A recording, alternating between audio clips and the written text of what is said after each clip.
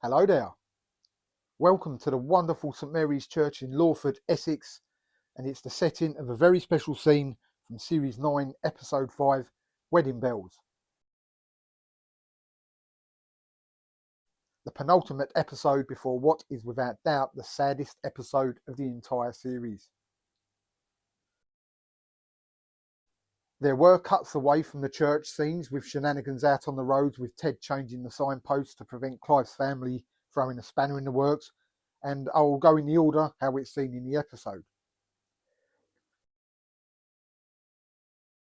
So Clive and Ted are sinking a few drinks at the camp, and Ted has an idea.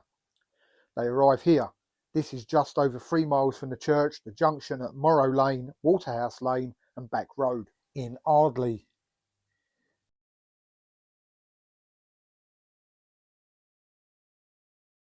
Ted turns round the first post, pointing the terrifically named Buxted Magna in another direction.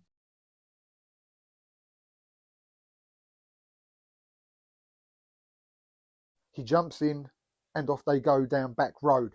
It's good continuity here because if you carry on down Back Road, you come to a fork in the road, which is the next signpost they stop at. Ted repeats the process and they head off down Mill Lane.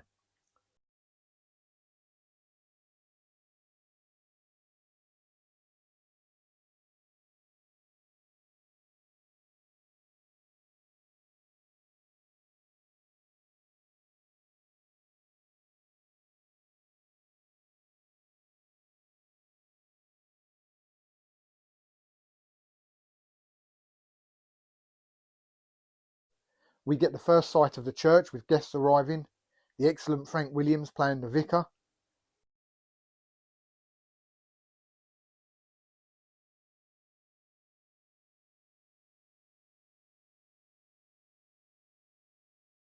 Various guests are standing near this wall.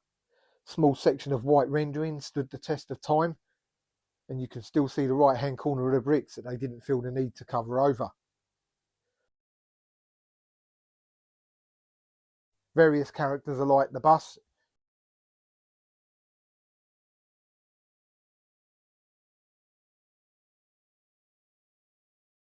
Camera then focuses on this group who are in front of the church porch.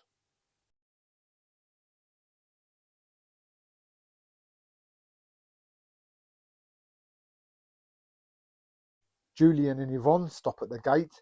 It's not the same advertising board, but it is the same concrete post. Note the 2 small holes, one below the second tee.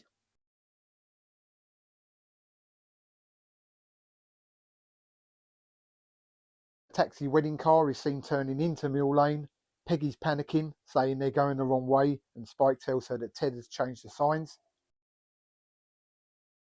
And as they come this way, we can see this garage on the left with its nice little black strip along the bottom.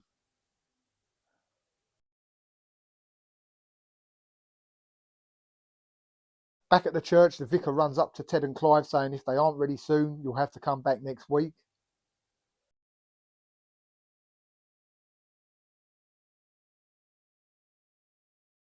The bride turns up, escorted down the path by Spike, and Peggy's behind them and can't resist saying hidey hi to some of the guests. A final gathering of thoughts inside the porch. They're all set and they walk down the aisle and the tears come for Peggy.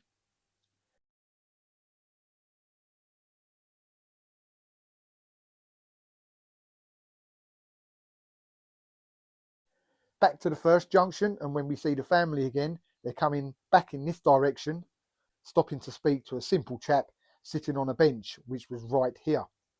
The bench was a BBC prop, and this delightful dog was named Penny, who belonged to a local just down the road.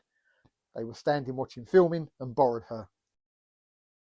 Penny was given a BBC roast dinner for her work. Unlike weddings in other sitcoms, we don't get to see the vows being taken. It's all done and dusted, and as they're about to leave, the vicar lets them take a few steps down the aisle and says that's far enough. Could they leave by the little door down the end, as there's another wedding coming in and we don't want a traffic jam.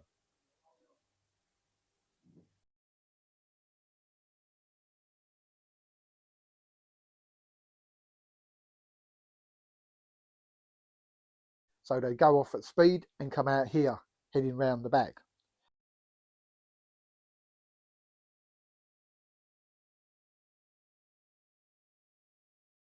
The vicar's assistant locks himself out.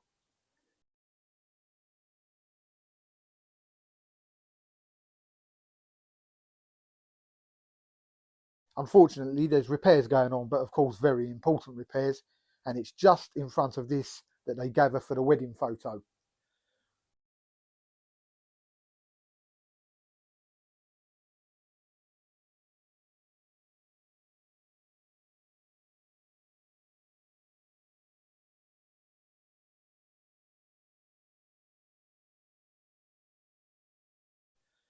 Whilst that's happening, Clive's family finally arrive, listening at the door and barge in on the wrong wedding.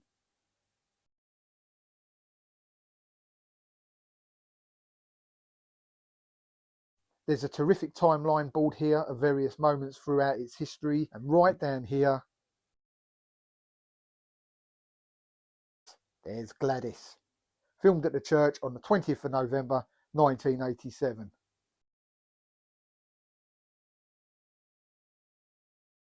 A lot of the locals did see filming going on. There were photos taken. One of them saw David Griffin in the car tearing around the neighbour's garden, saying on their way out that day they were somewhat bemused that the road signs had changed. And several police cars were in the area closing the roads off.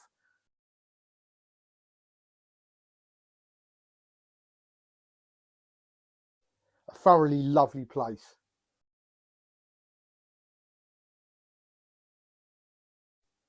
Thanks for watching.